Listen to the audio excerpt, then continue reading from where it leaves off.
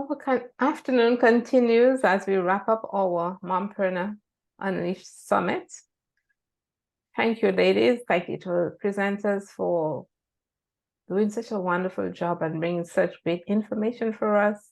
You can see so many things that we can try to implement from day to day to make us just have that lifestyle freedom that we're looking for. Our next speaker is Dr. Kristy Taylor. Hi, Kristy. It's good to have you with us. How are you? I'm very excited to be here today. I'm so excited to be speaking about you are just one step away from your biggest dreams. Wonderful. Yeah. It sounds like you're gonna get us real going and motivated, excited. Yes. Such a passion of mine. So just a little bit about myself and background. I'm a certified professional career coach. I'm a master mindset coach, and I am also a rational emotive behavioral therapy coach. And I use these techniques to help clients overcome self-limiting beliefs to achieve their career goals, whether that is entrepreneurship or in the workplace. I'm also the author of several books to include the Career Mindset Reset Journal for Women. So I'm very excited to be here today. The name of my company is Work Solutions LLC, and you'll also see a lot of information about me online about Career Coach RX. So Career Coach RX is the coaching branch of my company, and I run that through Work Solutions LLC, where I really focus on doing workshops, working through one-on-one coaching model, an action-oriented coaching model with clients to, again, overcome their self-limiting beliefs to achieve their career goals. Thank you for that introduction, Krista. So tell us a little bit about, what you do, but your journey. How did you get to where you are? Tell us a little bit about Kristy. So I come from a family of entrepreneurs. My mom and my dad, they were both entrepreneurs. And so there's always that spark in me. And I remember as a child, my granddaddy, he owned an upholstery shop, and we would go and we would, you're playing things like house in school and all of those things that you do as a kid. I would actually go take pieces of the leftover upholstery, the cloth, and I would make like games and little doll dresses and stuff. And I was like, I'm setting up a store. So I would be I would have a little store set up selling my games and my doll clothes and probably some candy that I bought. And upselling it. So entrepreneurship has always been in my spirit. And I continue to, and I was an educator for 20 years as well. And in that, it is a challenge. One, if you're an educator, we don't go into the business of education to become rich, right? So there was always that's something in me to say, okay, you got to have some type of side hustle or job, to support yourself. But in that, what I really found in terms of through education, I've had such an opportunity to support so many people to achieve their career goals and support them to their dreams. It really is a true passion of mine. So I took that and turned it into the business that I'm running today. Again, doing workshops on resiliency, positive mindset, and working with clients one-on-one to develop their personal, professional career brand. It's something that I'm really passionate about, but I've just always been motivated and inspired. One, from my parents, two, from just knowing that as an educator, that this is something that I needed to do to support myself. And it's just been a great pleasure to be able to take what I'm passionate about and turn it into something that I'm pursuing as an entrepreneur. Okay, thank you. Thank you so much for sharing. As you work with entrepreneurs, as you work with mompreneurs, Kristy, tell me, what challenges are you seeing they face? So my clients are everyone, but specifically when it comes to women, which is why I wrote the Journal for Women. I see a lot of moms who are my clients. They'll come to me. They're in transition. So a lot of the speakers who spoke today, their clients are already running businesses or just getting started in the process. A lot of my clients, they are experiencing self-doubt and imposter syndrome because they're transitioning from a full-time role to entrepreneurship, and they're trying to balance that life, because for some of us, we're not able to immediately transition into the full-time role of running a business, right? So we're still working those full-time jobs. So when they come to me, they want to discuss, how to manage that process, and then just feeling like, hey, I don't feel that I belong in a room. So that transition and imposter syndrome is one of the biggest challenges. And then as a part of that, balancing work and family life and dealing with your emotions in the process. So I mentioned earlier that I was a rational emotive behavioral therapy coach. I am not a counselor per se, but I have about 20 years of experience in healthcare, health education, and health science. And so what I do is with my clients, I incorporate rational emotive behavioral therapy techniques, which is really when you are facing challenges, we do a deep dive and we get to the root cause of what may have caused you to feel this way, right? We address it from the ground up, and then we create an action-oriented plan for you to continue to move forward. We don't harp on it, but dealing with that balance of work and family life in the midst of trying to start your business and dealing with those emotional challenges, I really support my clients in working to overcome those. And then finally, just navigating the uncertainty and fear of failure that keeps us from jumping. So we can go into this with I feeling super gung-ho about the ideal of starting a business, but as some of your guests have mentioned, it can become quickly become overwhelming, right? And so it makes us start to doubt ourselves, and then couple that with already feeling, the feelings of imposter syndrome. Having a support network is so important. And so that's what I do for my clients who are pursuing the entrepreneurship route. I am there as your chief motivation officer and champion to get you and keep you on the right track. All right, nice. So you give them motivation, and I suppose accountability fits with that. I am. I'm very action oriented. I have a one-on-one coaching model. It is very action oriented. And one thing about me, I'm going to keep it real with you. When we are going through the process of becoming coaches, and we're taking all of these classes, I will listen. We're taught to listen and engage, and I empower you. But me, I'm going to listen, I'm going to engage, and I'm going to empower you. But I'm also going to keep it real with you. If I feel like you're on a hamster wheel, I'm going to tell you, you're on a hamster wheel. We need to figure out how to get off this hamster wheel and get you moving. So I'm going to be direct and honest with clients at all times, which is why people come to me, right? I'm going to be direct with you, and we're going to work out a plan. I'm going to hold you accountable to that plan. Okay, thanks. So those challenges you spoke about, thank you. Daphne says honesty is the best key. Very good. Honest with our clients. How are you working with your clients to overcome? Well, so those like the imposter syndrome and all of those. So when clients come to me, the first thing that I always do before I take on any client is I actually do an initial call, not an intake session, but an initial call, because it's really important, in that 5 to 10 minutes that you're talking to them, for you guys to get a feel of each other. Because like I said, I'm very direct, and I don't want to waste your time, and I don't want you to waste my time, right? So we do this initial call just to kind of make sure that we are a good fit for each other. So whether you are, again, in career transition, you want to start a business, whatever type of support you need, the first thing for me to do is to kind of listen, tell you a little bit about myself and how I approach that. I do use rational emotive behavioral therapy techniques. And I'll get into a little bit of that, explaining you how that process works with clients. So we'll do an initial listening session. And then if we decide that we're a good fit for each other, we'll go through the process of contracting. I will develop a custom plan for the client. So there are things that I sell on my website, careercoachrx.com. Those are just sessions. But typically for my clients, I always give them a minimum of, we start with a minimum of 40 days. Give me a 40-day commitment so that you can really begin to see the results, right? And then I try to make sure that I cap that. The longest I'll coach a client is about 6 months, because I want you to see tangible results. So once we go from that initial conversation to contracting to a one-on-one coaching plan, which when I send it to clients, I go, hey, is there anything in this or about this process that you want to change? Because once we start, I expect your commitment.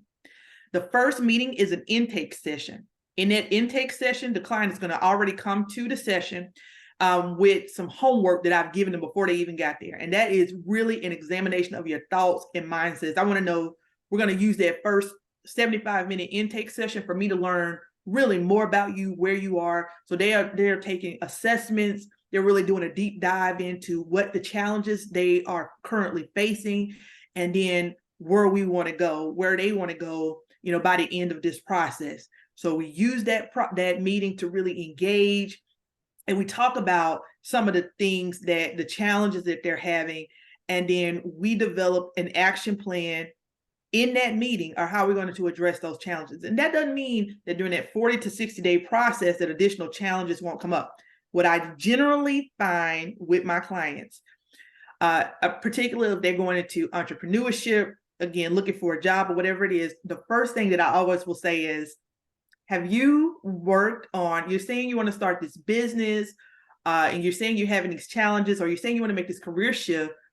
Have you really thought about what may be causing you to have these feelings of self-limitation or these feelings of imposter syndrome? And sometimes clients don't want to address it. They'll just quickly say, well, it's just something in passing. I'm afraid, right? And then as we go through the process within that 40 to 60 days, they begin to take a deep dive and realize that the issues are more deeply rooted than they initially thought. I once had a client who said, hey, you can remove addressing anything related to my emotions from this process. Remove it as a goal. So I did. And what happened was we only focused on the job search process and getting her set up for her business, right? But it was only a certain level she could reach. And it kept coming back to, I need to address these emotional issues. And I told her, I said, you know, in the very beginning, when we talked about this process, I told you that coaching is a process. And so you're going to start gung-ho. And then as you're reflecting on the various exercises and activities you're doing, it's going to have an aha moment where you realize that some of these things that are causing me to feel this way, imposter syndrome, self-limiting beliefs, it is more deeply rooted. And so that's why I am direct with them to say, hey, it's important to try to address this head on. And as a coach, I have my limitations. If there is a need to refer a client to a counselor, I will work with them to do that. But we try to work within that coaching session to really get through what is causing those mindset limitations and what is causing you to feel like you have imposter syndrome. And a lot of times it's just internally, because maybe you experience things growing up. Maybe you feel like you don't have the net worth, or you, because of who you are as a woman, you shouldn't be able to sit in this room. And a lot of times it's just internalized things that when you really start to think about it, and you start to build your confidence to say, I do belong here. I do have a seat. I do deserve a seat at this table. I do deserve to be paid what I'm worth, and to speak up for yourself. Then you start to see a little light starting to open and things start to move, because what you put out there in the universe and what you project, that is what you get back. So if you walk around with those feelings of imposter syndrome and you don't address the root cause of them, or you walk around with these feelings of self-limiting mindset, you're going to get that same energy back from the universe. So that's what I really focus on when it comes to helping my clients. Okay, so the first step is looking at your self-image, how you see yourself inside, because that affects what's happening out there and how you project yourself. It's all about mindset reframing. And I wanted to just kind of share, I use a method with clients from the rational emotive therapy behavioral approach called the ABCDE technique. And that is where, when we're looking at resetting our mind, we go ABCDE. First is the activating event. So if I have feelings of self-limitation, or I feel like I don't belong at the table as an entrepreneur, what may have caused this feeling? Let me think back to the very first thing that happened. Is it me? Is it me that's causing me to have this feeling? Was it my interaction with someone previously that causes me to have these feelings of inadequacy when in fact I should be here? And then we look at the beliefs around those feelings, the belief or interpretation that you assign because this event happened to you. Now, what is the belief around that? Oh, I don't believe that I have a seat at this table because maybe my interactions with someone was not so good. And so that gave me this belief that I don't belong here. I don't have a seat at the table. And then we also look at the consequence. So as a result of this self-limiting belief, as a result of me believing that I don't belong here or that I don't have what it takes to run my business, what are the consequences of that? Mm. Well, the consequences are the emotions that you get that keep you from moving forward, right? It is limiting you in your progress. And then we replace those thoughts with, we dispute them, which would be D. We dispute them by replacing them with positive affirmations, positive self-talk. And then we work to ensure that a new mindset takes place, the new effect, right? And getting rid of those old emotions. Okay, so you do some real work with them. And then they come out feeling that they now have a vision of where they want to go. Yeah, they do. And in some ways that we do that, one simple technique is I tell clients that when you are seeking to identify those root causes of your beliefs, write it down with a pencil. Write all those negative beliefs down with a pencil that you have, and then look at them and then erase them. And do that for like 5 days. Write them down and erase them. And then at the end of 5 days, ball that piece of paper up and throw it in the trash. Okay, write it down, erase it, and physically see yourself throwing it in the trash and getting rid of that junk that's in your mind. And then replace that for the next 5 days. Write down all of the positive things as you're doing to dispute those thoughts, right? So you're addressing it head on, you're disputing it, and you're going to replace it with some positive things to expand your mindset. That sounds good. So why do you say then they just one jump away? They're just one jump away because usually we are our biggest hurdle. We are our biggest obstacle, I should say. So when we talk about the things that are limiting us, yeah, I mean, we all as entrepreneurs, we deal with, limited funding, limited network. Those are the challenges, right? But there are a lot of external factors that when we take a deep dive and we seek to get to the root cause, you may say, this happened to me when I was younger, or this person said this to me. Those are all at this point external factors that we have internalized. Yeah. And so we have to look internally, what's called internal locus of control. And we have to really assess and take responsibility for our mindset and realize that the biggest obstacle that's keeping me from achieving my goals is me, because the internet, there's a world of information out there. And if I can just replace those negative thoughts with more positive thoughts and focus on the actions that it's going to take to move my future ahead, then I'm going to achieve my goals. I'm going to reach my next step. And it's a progress. There's a lady I like to follow. Her name is Tabitha Brown. And I listened to her talk about how it took her 20 years to achieve her goals of being where she is right now. And she actually got famous because she made a video. She was already doing a little bit of acting, right? But she made a video about a sandwich that she bought at Whole Foods. And that one little sandwich, the video went viral, and now she has like a huge empire of she's known as everybody's mom. She's a vegan. And so it's just crazy how just like her positive mindset opened the universe opened an opportunity for her, and she like blew up. And we could all be that way, right? If we continue to put in the work and stay focused on what we want. Okay. Thank you very much. Thank you very much for sharing.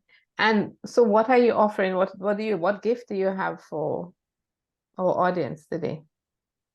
So I'm going to be offering the career transformation course, the career mindset transformation course. And in that course, there's videos for entrepreneurs. There is information for individuals who are just seeking career transition. It is jam-packed there are 10 modules in there, and there are literally meditations, affirmations, strategies for helping you to navigate entrepreneurship, strategies for helping you to network and build your career. I have included downloadable things like infographics, phone wallpapers, and a free journal. And so I'm so excited to be able to share that with the audience today. Okay, thank you very much. So you can drop the link. You had dropped it earlier? Mm-hmm. Okay, nice. So the link is there. So if anybody wants to, I encourage you to download Dr. Taylor's free gift. Do we have any questions in the chat? There's a message. Okay, I see it here again. Do you have any questions? If we don't, just sum it up then. For what's your, as you went through life's journey to where you are now, what is one lesson you've learned that you'd like to share with our audience? I once heard somebody say that failure is the tuition that you pay for success. And so as entrepreneurs, I would tell you, don't be afraid to try anything. Don't be afraid to fail per se, because it is the tuition that you pay for success. I've tried launching business several times. Over the years, I've had my successes and failures, but what it makes it easier for me now are all of the tries that I had, all of the attempts. So you can say it's not really failure, is really just tuition that you're going to pay for your success in the end.